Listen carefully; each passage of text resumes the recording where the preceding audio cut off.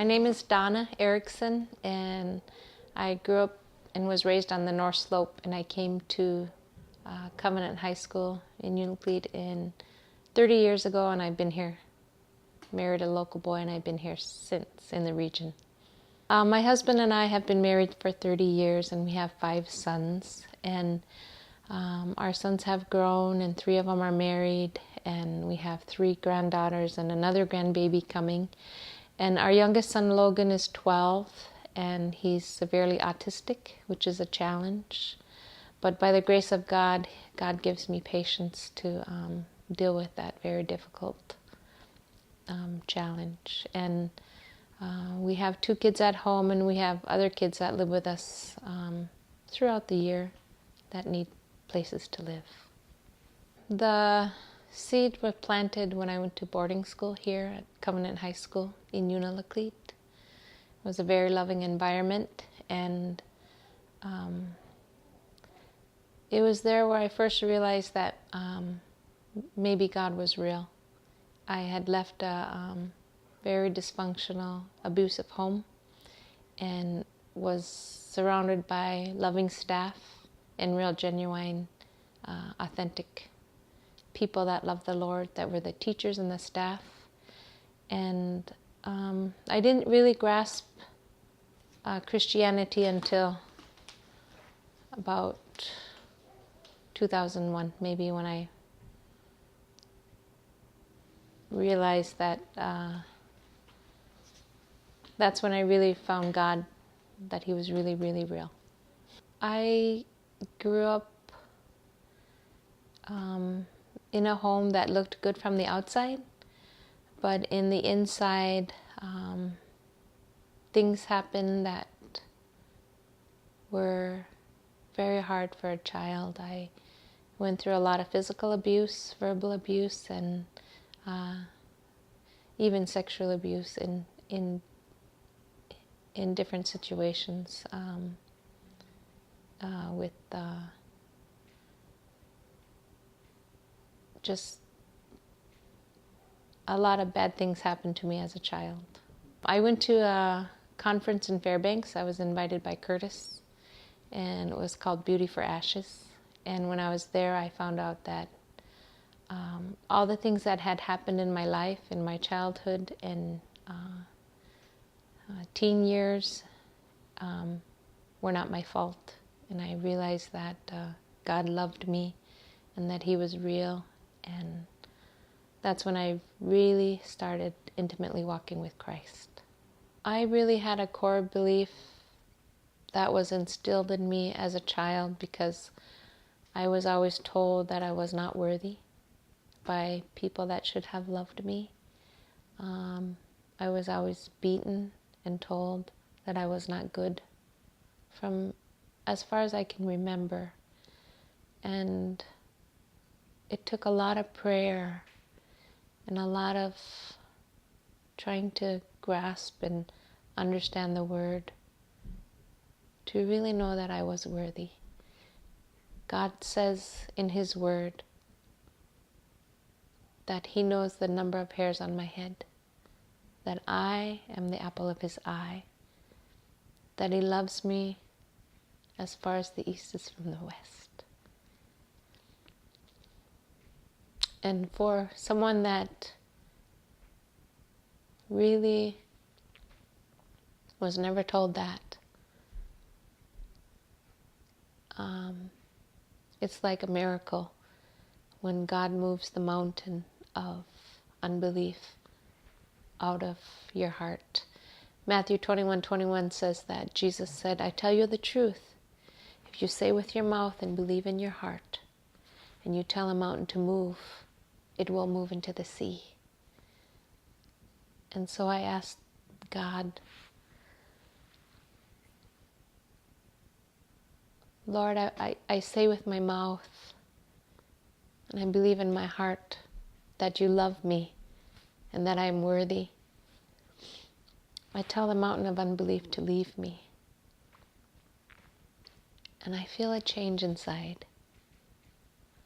I really feel a deep change inside, and a peace that I can't describe fills my soul. And when that happens, I see the beauty of the world around me, and I love that when people feel unworthy, they don't feel like they're worthy to be in relationship with other people. And when those lies are taken away, you can move towards others and find healing and be able to open up and share and have fun and do fun things and to share your faith even.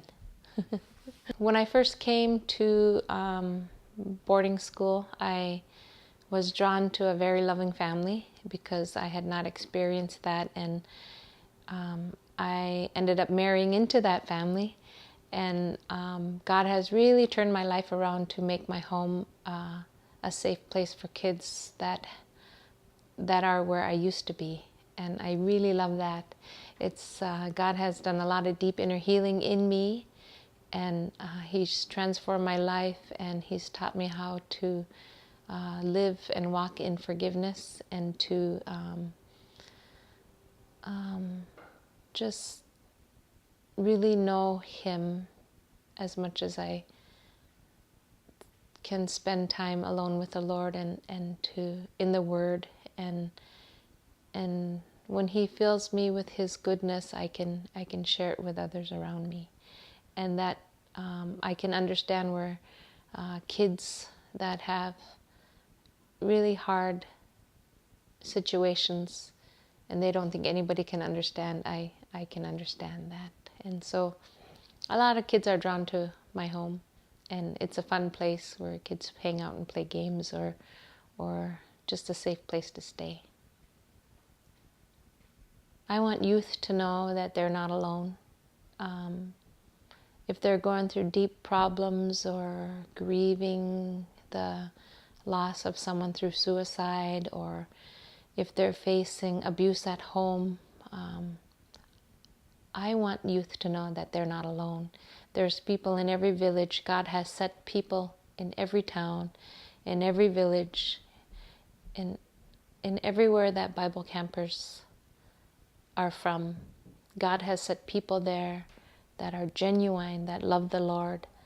I want campers to know to seek those people, to know that the enemy is a liar, that there is a spiritual war going on, that God is real, and that He has chosen them to live for Him.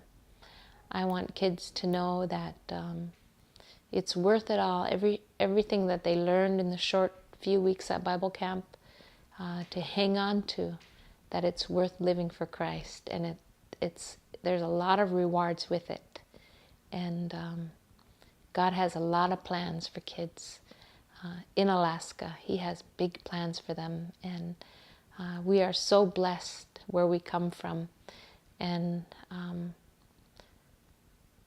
God just loves them. That's what I want kids to know. I want youth in Unalakleet and in the region and in the state to know that the number one priority for them would be to have a relationship with Christ, that He is real, He is tangible. That means that you can feel Him, you can know Him by one of the things I would like youth to know that I didn't know when I was young is that reading the Word is very, very vital. It's very important, especially to go and look. If you can find a Bible with red letter words, they're red letters of everything that Jesus said when He walked on the earth. If you can spend your time reading those, reading the stories, the parables that Jesus shared, and just seeing how real He was, that He was human like us, and that we can have a relationship with Him right now, and that He will guide us in every situation. He will protect us. He will protect them. He will be with them in hard places. He will answer their prayers, and He will guide them to people who will love them. And if only someone had told me that when I was a youth, I wouldn't have strayed off into drugs. I wouldn't have done the mistakes that I made. I didn't have a very secure base. I didn't have a family to fall back on. I was pretty much alone. So it's easy for youth to go into the party life or to want to be involved and feel like they belong. And I would advise youth to find a youth group or find believers in the villages that they can hang out with. Luke 10:19 says that Jesus said, "I give you authority over all power of the enemy. Nothing will harm you. You will trample on snakes and scorpions. Nothing will harm you." I like to hold on to that when I come against spiritual war or any kind of situation where I need to realize that I have authority as a believer over the lies that Satan will say. Like, I have some young people that come to me right now that really don't feel like they're genuinely worthy, and that's a lie. And so I want them to know that they are worthy, that they are loved, that to find some verses that you can memorize, like Psalm 139 says that you were wonderfully and beautifully made when you were in your mother's womb. And to know that's a truth, that the Bible always speaks truth. And if they can memorize that and ask God to let it go deep into their heart so that they know that they know that they know that it's true, that they're worthy. And then once you know and you know that you're worthy, you can start believing what the Word says, that Christ does give us authority when we feel hopeless, that there is hope, and we have authority over the enemy, and his lies don't have to cause us to move drawn toward suicide or things that we face in our villages today. We have authority, and also the more time we spend seeking Christ and in His Word, and seeking friendships with other people that are seeking Christ, the more joy we find in life. If youth come to me and they just had an awesome experience at Bible camp, and they say they want to spend time knowing Christ more, I tell them, spend time in the Word, read the Psalms first. It's easy to read the Psalms because most of the psalmists,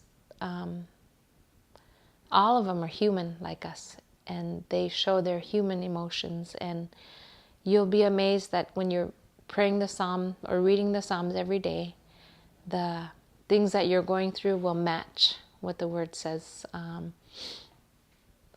There's a lot of get into practice of reading the Word. Find time every day, make 15 minutes a day, every day, and your day will go smoother. Just go through the Psalms if you want to, go through Proverbs, and then go through the New Testament, Matthew, Mark, Luke, and John, and it'll make a big difference